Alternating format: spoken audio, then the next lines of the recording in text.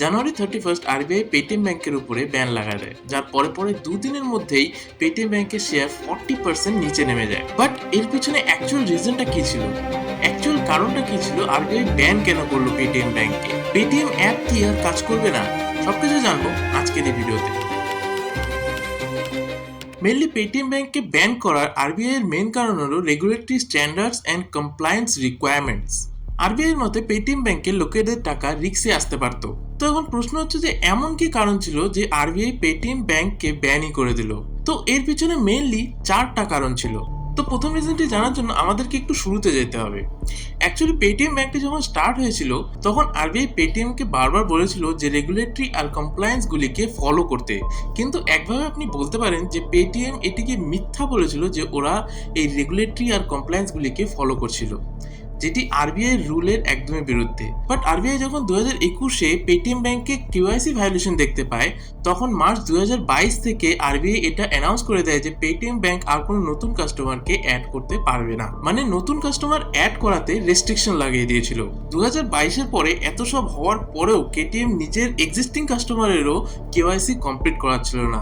এখানে হাজার হাজার কাস্টমারের কথা বলা হচ্ছে না, কাস্টমারের সংখ্যা লক্ষতে ছিল। কেওয়াইসি মানে হলো নো ইয়োর কাস্টমার, মানে এই কেওয়াইসি দ্বারা যে কোনো সংস্থা বা ব্যাংক নিজের কাস্টমারকে চিনতে পারবে। মানে ওদের ওখানে যে অ্যাকাউন্টটি রয়েছে ওই অ্যাকাউন্টটি অ্যাকচুয়ালি কার এটা জানতে কেওয়াইসি যদি ভেরিফিকেশন করা থাকে সেটাতে সুবিধা হবে, যেটা পেটিএম করছিল না। দ্বিতীয় রিজন হলো প্রত্যেকটা হাজার হাজার অ্যাকাউন্টের মধ্যে প্রত্যেকটা 100টা অ্যাকাউন্ট একটাই প্যান নাম্বারের মধ্যে লিঙ্ক ছিল, আর কিছু কিছু ক্ষেত্রে 1000টা অ্যাকাউন্টও একটা প্যান নাম্বারের মধ্যে লিঙ্ক ছিল। আর শকিং ব্যাপারটা হলো যে সেগুলির মধ্যে কোটি কোটি টাকার ট্রানজাকশনও ছিল। তো এখানে তো এটা বোঝা যাচ্ছে যে এখানে একটা ভালোই ধান্দাবাজি হচ্ছিল।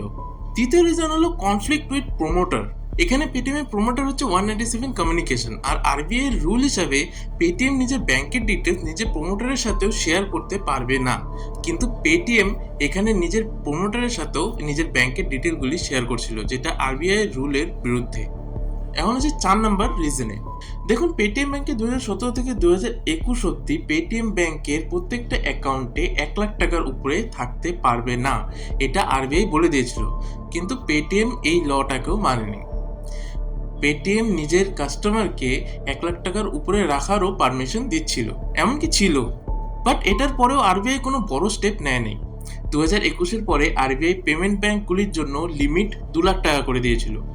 মানে আগে 1 লাখ টাকা ছিল, পরে 2 লাখ টাকা করে দিল। কিন্তু তারপরেও পেটিএম নিজের অ্যাকাউন্টে, মানে নিজের কাস্টমারের অ্যাকাউন্টে 2 লাখ টাকারও বেশি রাখার পারমিশন দিচ্ছিল। অ্যাট লাস্ট এত কিছু হয়ে যাওয়ার পর এখন পেটিএমের তরফ থেকে একটা টুইট এসেছে, যেটাতে পেটিএম বলছে যে আমরা আরবিআই এর সব রুল মানবো, হ্যান ত্যান হাবিজাবি। কিন্তু সত্যি কথা বলতে পেটিএম এর অনেক দেরি হয়ে গেছে। তাও বলা যায় না আগে কি হবে, এখন অত ডিটেল আমার কাছে নাই, কিন্তু সে তো বোঝাই যাচ্ছে যে অনেকটা দেরি হয়ে গেছে। এমনকি ইকোনমিক টাইমসের একটা আর্টিকেলে লেখা আছে যে আরবিআই হয়তো পেটিএম এর পারমিটটিকে ক্যান্সেল করে দিতে পারে। তো অ্যাট লাস্ট আমি এটুকুই বলবো, 29 ফেব্রুয়ারির আগে যত তাড়াতাড়ি সম্ভব পেটিএম ব্যাংকের থেকে বেরোয় যান, যদি আপনার কোনো অ্যাকাউন্ট থাকে। কিন্তু এতটুকু মনে রাখবেন, পেটিএম এর যে নর্মাল অ্যাপটি রয়েছে, যেটার দ্বারা আপনারা ইউপিআই করেন, ইলেকট্রিসিটি বিল পেমেন্ট করেন, হাবিজাবি যা করেন, ওই পেটিএমটা নর্মালি চলবে। শুধু ওই পেটিএম এর সাথে যদি পেটিএম পেমেন্ট ব্যাংক যদি লিঙ্ক থাকে তাহলে একটু প্রবলেম আছে। বাদ বাকি যদি আপনি ওই পেটিএম এর মধ্যে এসবিআই অ্যাকাউন্ট লিঙ্ক করে বা অন্য কোনো নিজের কোনো অ্যাকাউন্ট লিঙ্ক করে, অন্য ব্যাংকের অ্যাকাউন্ট আর কি লিঙ্ক করে যদি আপনি চালান, নর্মালি চলবে। আশা করছি আপনার পেটিএম নিয়ে সমস্ত কনসেপ্ট ক্লিয়ার হয়ে গেছে যে আরবিআই কেন পেটিএমকে ব্যান করেছে। ভিডিওটি ভালো লাগলে ভিডিওটিকে লাইক আর আমাদের চ্যানেলটিকে সাবস্ক্রাইব করুন, আর অবশ্যই একবার হলেও শেয়ার করুন। ধন্যবাদ।